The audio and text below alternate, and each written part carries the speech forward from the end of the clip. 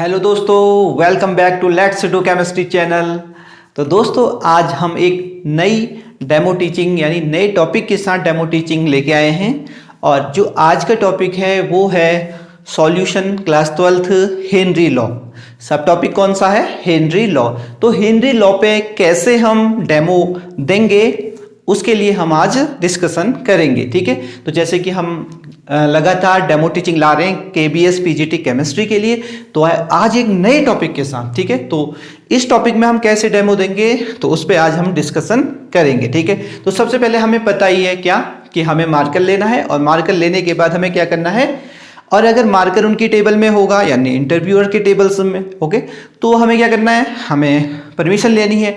और अगर वो वाइट बोर्ड ब्लैक बोर्ड के आसपास है तो विदाउट परमिशन आप उसे यूज कर सकते हैं। बट सबसे पहले आपको क्या करना है, इंटरव्यूअर से क्या है, अब भाई आपके स्टूडेंट्स हैं, ठीक है, तो आपको सबसे पहले डेट मेंशन करनी है। जैसे ही आप जाएंगे white board, green board, black board, आपके पास जो भी होगा डेमो टीचिंग के रूम के अंदर, तो आप सबसे पहले क्या करेंगे, डेट मेंशन करेंगे। ठीक है, तो हमने डेट मेंशन कर दी, ये हमने डेट 17/03 एंड 2023।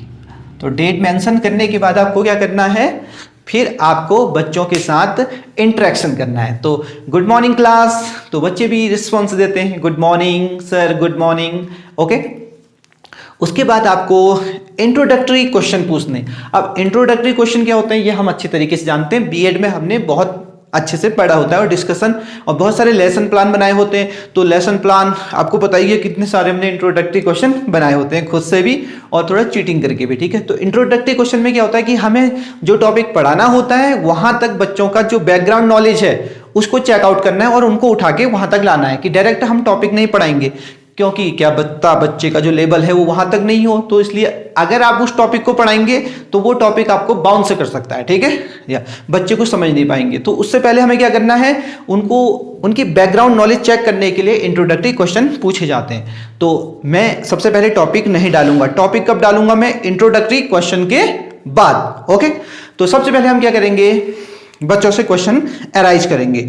और ये जो डेमो टीचिंग है ना, इसका आप क्या करना है, लेसन प्लान घर में बना लेना। ठीक है, तो जब भी आप डेमो टीचिंग देने जाएंगे तो आपके माइंड में सारे क्वेश्चन क्या होंगे, सेट आउट होंगे। हाँ, एक और बात आपको ध्यान में देनी है कि क्या होता है कि कभी आपने जो घर में प्लान किया है ना, और आपने जो रियल में डेमो टीचिंग दी वहां पर वही आंसर नहीं मिल पाता है। जैसे हमने क्वेश्चन घर में लिखा था कि क्वेश्चन लिखा था, उसका आंसर बच्चे ये देंगे, लेकिन कभी कभी क्या होता है, जो रियल डेमो टीचिंग होगा तो वहां पर क्या होगा, आपने क्वेश्चन पूछा, जो इंटरव्यूअर से है वो उसके अकॉर्डिंग आंसर नहीं देते जो हमने एक्सपेक्ट किया था। तो उस सिचुएशन में आपको घुमा फिरा के अपने टॉपिक में लाना होता है। इसके लिए भी आपको स्टैंड रहना पड़ेगा। ठीक है, बिल्कुल इस सिचुएशन को भी टैकल करना पड़ेगा आपको। ठीक है, कभी कभी ऐसा होता है कि आपके अकॉर्डिंग आंसर नहीं मिल पाते। तो हम आज का जो टॉपिक है हमारा हेनरी लॉ, उसके लिए इंट्रोडक्टरी क्वेश्चन डिस्कस करने वाले हैं। तो सबसे पहले मैं बच्चों से पूछूंगा, बच्चों बताओ सॉल्यूशन किसे कहते हैं? ठीक है, बच्चे जवाब देंगे, sir solute plus solvent is equal to क्या होता है, सॉल्यूशन होता है। कुछ क्या कहेंगे, कुछ अलग, सब कुछ अलग अलग कहेंगे, लेकिन आपको वही आंसर पकड़ना है जो आपके टॉपिक की ओर लेके जाए। कीप इन माइंड, क्योंकि बच्चे बहुत सारे होंगे तो आंसर अलग अलग देंगे। ठीक है, किसी एक का आंसर आपको पकड़ देना है। ठीक है, तो बच्चे अलग अलग आंसर देंगे, कीप इन माइंड। तो हमने पकड़ दिया सॉल्यूट प्लस सॉल्वेंट। ठीक है, तो बच्चों अगला क्वेश्चन आपका होगा, बच्चों ये बताओ कि तुमने कोई ऐसा सॉल्यूशन देखा है जिसमें जो सॉल्यूट हो वो गैस हो और सॉल्वेंट हो लिक्विड हो?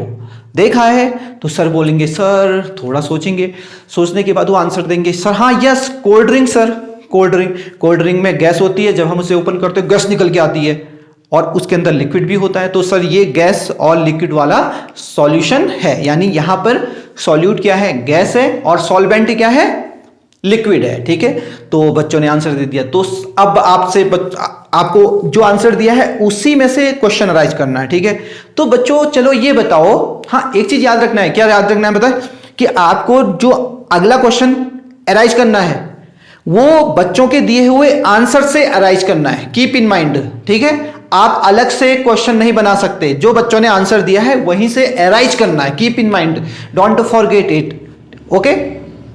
तो बच्चों से पूछेंगे, बच्चों तुमको पता चल गया कि एक ऐसा सॉल्यूशन जिसमें गैस और लिक्विड होता है वो है कोल्ड ड्रिंक। तो मुझे बताओ बच्चों, कोल्ड ड्रिंक में कौन सी गैस होती है?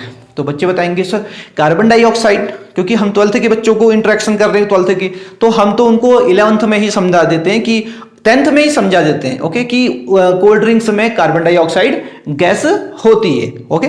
वैसे 10th में भी समझा देते हैं, जैसे कि मैं टीचर हूं, भाई गवर्नमेंट टीचर हूं और मुझे एक्सपीरियंस है कि हम बच्चे को कहां पर समझाते हैं कि कोल्ड ड्रिंक्स में कौन सी गैस होती है ओके।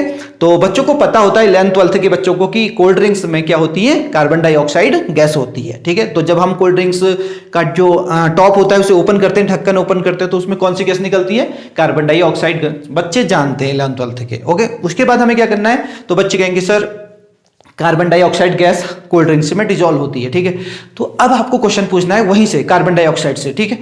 बच्चों चलो बताओ कि कार्बन डाइऑक्साइड गैस डिजोल्व होती है वाटर में, ये ठीक है, लेकिन वो गैस उसके अंदर गई कैसे, वो गैस उसके अंदर गई कैसे, ये बताओ। तो बच्चे फिर साइलेंट हो जाते हैं, बच्चों को पता नहीं चलता कि उसके अंदर गैस गई कैसे होगी। तो अब आपका टॉपिक स्टार्ट होता है, तो बच्चे वहां पर चुप हो जाते हैं, कोई आंसर नहीं देता है। तो यहां से आप बोलेंगे कि तो बच्चों आज हम आपको बताएंगे, यानी आज का जो टॉपिक है वो यही टॉपिक है कि कोई भी गैस को लिक्विड में कैसे डिजोल्व करते हैं। और इसी को बताया था एक पर्सन ने जिनका नाम है हेनरी। तो आज हम उनका हेनरी का लॉ पढ़ेंगे। तो हेनरी के लॉ ने क्या बताया था, किसी गैस को अगर हम लिक्विड में डिजोल्व करेंगे तो क्या क्या कंडीशन हमको अप्लाई करनी पड़ेगी। तो बच्चों तो टॉपिक डालो। तो आज का जो टॉपिक हमारा है, टॉपिक है सॉल्यूशन। टॉपिक क्या है, सॉल्यूशन ओके। और आप जो लिखोगे वो बोलते भी रहना है आपको, कीप इन माइंड ओके। और बच्चों सब टॉपिक क्या है, सब टॉपिक है हेनरी लॉ, हेनरीज लॉ, ये हमारा सब टॉपिक है ओके। और क्लास भी मेंशन कर देंगे हम, क्लास 12th ओके। ये पीरियड डालने की कोई जरूरत नहीं है ठीक है, ये हो गया। तो उसके बाद हम तो बच्चों हेनरी लॉ, हेनरीज लॉ हम यहां लिखेंगे। तो हेनरी लॉ के अकॉर्डिंग देखना क्या है, तो हमने सबसे पहले एक बच्चों को कोल्ड ड्रिंक से बना के भी दिखाएंगे हम। ये आप जितना हो सके फिगर से समझाएंगे तो बच्चों को ज़्यादा समझ में आएगा। तो फिगर बनाएंगे तो बच्चों ये हमारा क्या है, लिक्विड है ओके। ये हमारा क्या है, लिक्विड है, ये लिक्विड है यानी वाटर है ओके, ये वाटर है। और ये हमारी गैस है, ये कौन सी गैस है, कार्बन डाइऑक्साइड गैस है। अब कोई भी गैस लिक्विड में ऐसे तो जाती नहीं है आसानी से, क्या जाएगी। अब ये चीनी थोड़ा हो रही है कि इसके अंदर चली जाएगी ठीक है, यस, क्या जाएगी, बिल्कुल भी नहीं जाएगी ओके। ये कौन सी गैस है, कार्बन डाइऑक्साइड गैस है, ये गैस है ठीक है। ये अब चीनी होती पानी में तो आसानी से डिजोल्व हो जाता, यानी क्या चीनी क्या होती है, सॉलिड होती है, सॉलिड और लिक्विड को आसानी से डिजोल्व करते से हिला के। लेकिन अब गैस को ऐसे से हिलाएंगे तो जाएगी थोड़ा ना वो ठीक है, यस। और थोड़ा स्माइल करते हुए पढ़ाना है ठीक है, कीप इन माइंड, ये नहीं कि भाई एकदम सीरियस हो गए ओके, ऐसे सीरियस कि पूरी दुनिया का भार आपके सर पे है ठीक है, यस, ऐसा कुछ नहीं, थोड़ी स्माइल करते हुए कि बच्चे भी मुस्कुराएं थोड़ा ठीक है। तो ये हमने क्या किया, ये हमने पिस्टन लगा दिया ऊपर से ठीक है, ये पिस्टन लगा दिया और यहाँ से एक्सटर्नल प्रेशर डाल दिया। ये तो बच्चों सुनो, अब ये जो गैस होती है ना, ये लिक्विड में जाएगी, आसानी से जाएगी नहीं, बिल्कुल नहीं जाएगी, क्योंकि वो गैस तो हमेशा उसका वेट कम होता है तो ऊपर चली जाएगी और लिक्विड नीचे हो जाएगा, तो आसानी से नहीं। तो हम क्या करते हैं, ऊपर पिस्टन लगाया और ऊपर से प्रेशर दिया। क्या दिया हमने, प्रेशर दिया।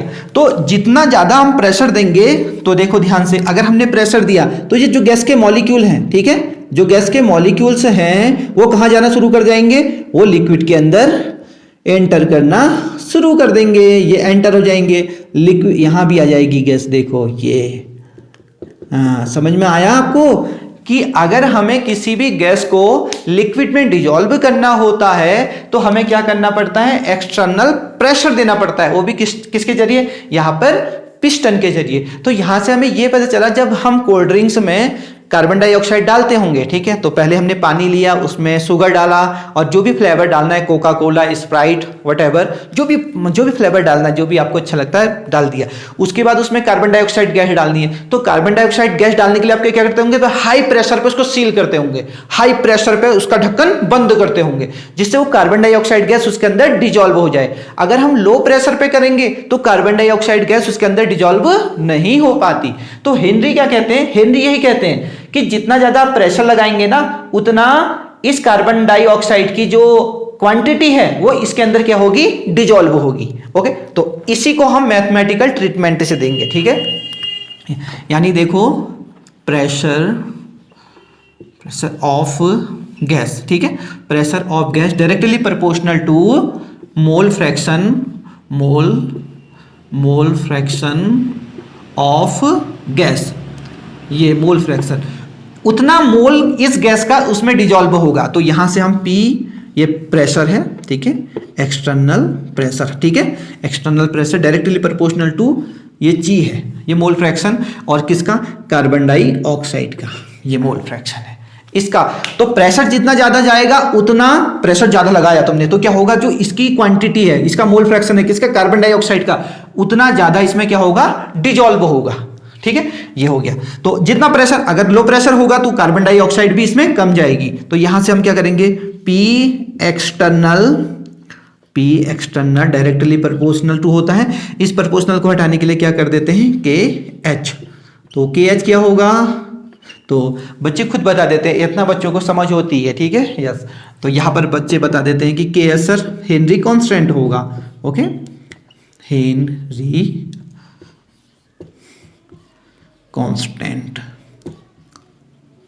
हेनरी कांस्टेंट होगा, ये है, ठीक है। हमने ये बना दिया, ये हो गया। तो ये हमारी मैथमेटिकल ट्रीटमेंट हो गई, किसकी, हेनरी लॉ की। और हेनरी लॉ सबको समझ में आया ना बच्चों, कि हम हेनरी लॉ सबसे पहले किस में लगता है, ये भी बता देते हैं आपको, ठीक है। ऐसे सॉल्यूशन में लगता है जहां पर जो सॉल्यूट होगा वो क्या है, गैस है।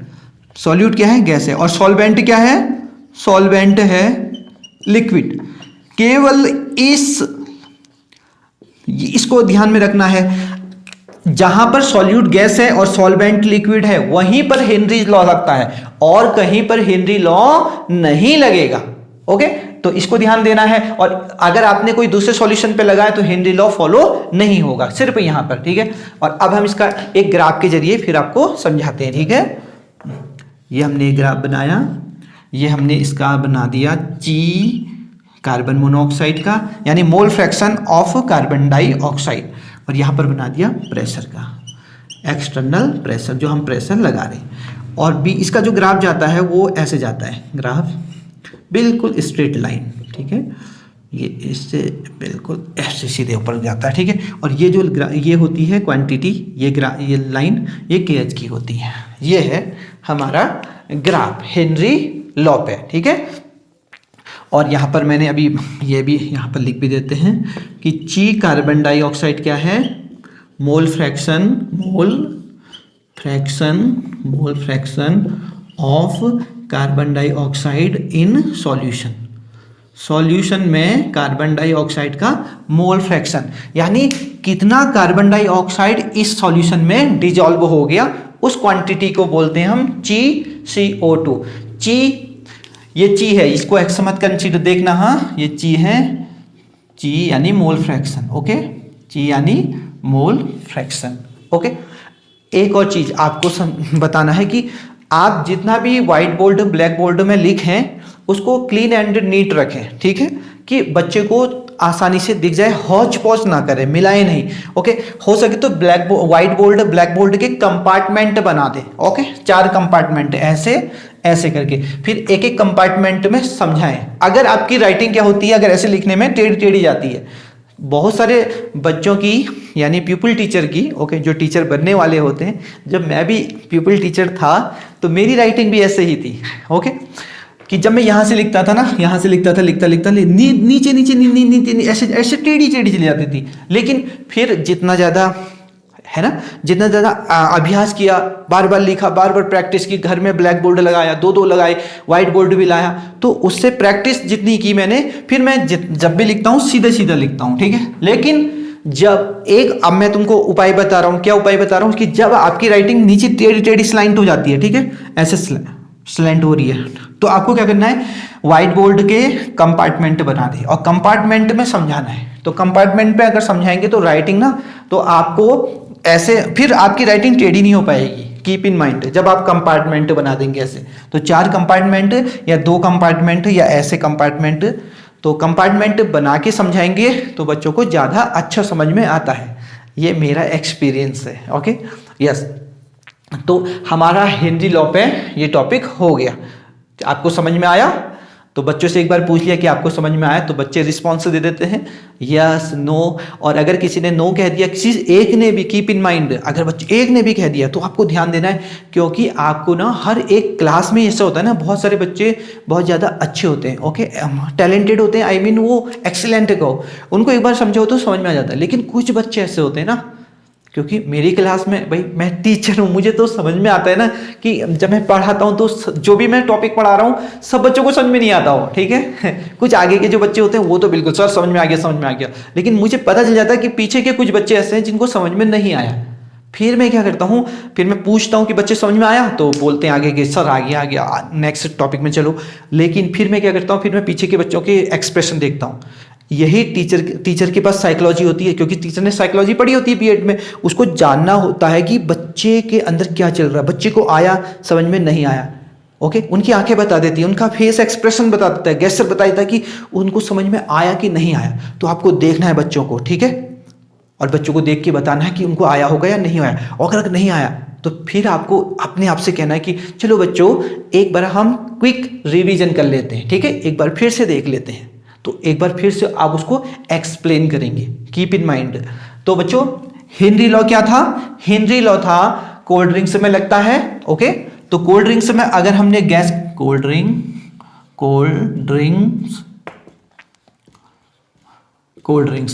अगर हमने कोल्ड ड्रिंक्स में कार्बन डाइऑक्साइड को डिजोल्व करना है, कार्बन डाइऑक्साइड को डिजोल्व करना है, तो हमें क्या करना पड़ता है, प्रेशर लगाना पड़ता है, क्योंकि अदरवाइज कोई भी गैस वाटर में डिजोल्व नहीं होती है, ओके, यस। और इसका जो ट्रीटमेंट है, मैथमेटिकल ट्रीटमेंट है, देखो यहां पर लिखा भी है, pressure of the gas, gas का प्रेशर, जो भी गैस का प्रेशर है वो किसके प्रोपोर्शनल होगा, मोल फ्रैक्शन ऑफ द गैस के प्रोपोर्शनल होगा। यानी मोल फ्रैक्शन, ये मोल फ्रैक्शन किसका है, कार्बन डाइऑक्साइड का, जितना वो डिजोल्व हो रही है उसका, यानी सॉल्युबिलिटी का।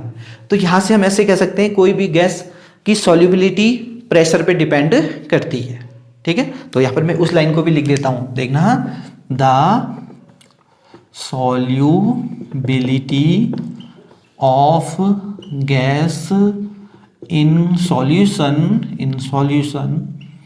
directly proportional to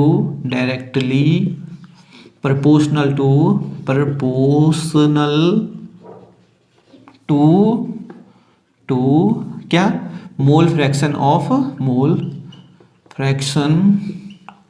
of gas, carbon dioxide लिख दिया यहाँ पर, ओके, यहाँ पर गैस कार्बन डाइऑक्साइड ली है, ये है।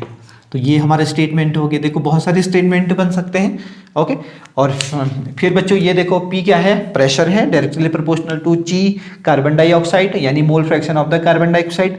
इस प्रोपोर्शनल को हटाने के लिए हम क्या लगाते हैं, कांस्टेंट लगाते हैं, ओके। तो कांस्टेंट लगा दिया, और उसके बाद हमने इसका ग्राफ भी बना दिया। अगर हम इसका ग्राफ बनाते हैं ना, यानी रिलेशन निकालते हैं किसके किसके बीच, mole fraction of the carbon dioxide और दूसरा प्रेशर के बीच, तो सीधे स्ट्रेट लाइन आती है। देखो स्ट्रेट लाइन है, और ये जो ग्राफ होता है ये किसका होता है, KH का, ओके, यस। और तो इतना समझाने के बाद फिर आपको अपनी डेमो टीचिंग फिनिश कर देनी है, ठीक है। और डेमो टीचिंग फिनिश होने के बाद फिर सर के सामने परमिशन लेके फिर उनके सामने बैठना है, ओके। और हो सकता है कि वो क्वेश्चन बीच बीच में अराइज करें, इंटरव्यूअर्स, ओके, वो इंटरव्यूअर अराइज करें। तो आप क्या करना है, इस टॉपिक पे जितने भी IIT के क्वेश्चन हैं, नीट के क्वेश्चन हैं, ओके, उनको सबको सॉल्व करके जाना है, कीप इन माइंड। क्योंकि अगर कोई सब्जेक्ट एक्सपर्ट बैठा होगा ऑब्वियसली बैठता ही है, ठीक है।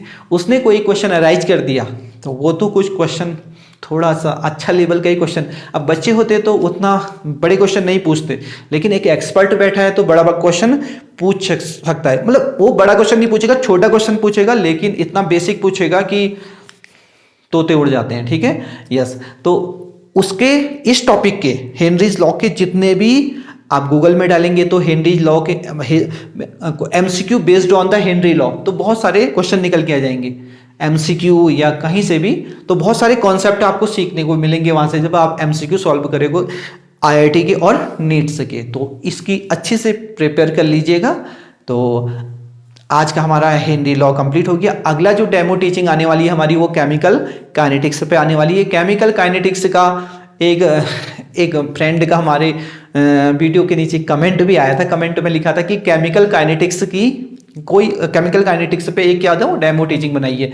तो हमने केमिकल काइनेटिक्स पे ऑर्डर ऑफ रिएक्शन पे वीडियो बनाई है, यानी कल या परसों में अपलोड हो जाएगी, तो उसे देखना बिल्कुल मत भूलिएगा और अपनी तैयारी खूब रखिएगा। ये दिन बहुत इंपॉर्टेंट है क्योंकि जल्दी ही केबीएस का रिजल्ट डिक्लेयर होगा, ओके। फिर आपको उतना टाइम नहीं मिल पाएगा, इसलिए अभी से 15-15 घंटे इंटरव्यू के लिए दीजिए। कितने घंटे? 15 घंटे। और अगर आप 15 घंटे देंगे तो कोई भी आपका सिलेक्शन होने से, इंटरव्यू में सिलेक्शन होने से रोक नहीं सकता है, ठीक है। 60 मार्क्स का है तो 60 में से 60 मिलेंगे। और डेमो टीचिंग की तो आप बहुत अच्छे प्रिपेयर कर ही रहे हैं। तो मिलते हैं आपसे एक नई वीडियो में केमिकल काइनेटिक्स का जो अगला टॉपिक है। तो तब तक के लिए मुझे इजाज़त दीजिए। मैं आपका पीके सर और मैं उत्तराखंड में केमिस्ट्री लेक्चरर हूँ। उसी एक्सपीरियंस के साथ साथ मैं आपको ये डेमो टीचिंग दे रहा हूँ क्योंकि मैं बच्चों के साथ दिन प्रतिदिन इंटरेक्शन करता रहता हूँ, तो मुझे पता है उनकी साइकोलॉजी क्या है, उनको कहाँ पर समझ में आता है और कैसे उनसे ट्रीटमेंट करना है, ओके। तो हैप्पी लर्निंग। जय हिंद, जय भारत।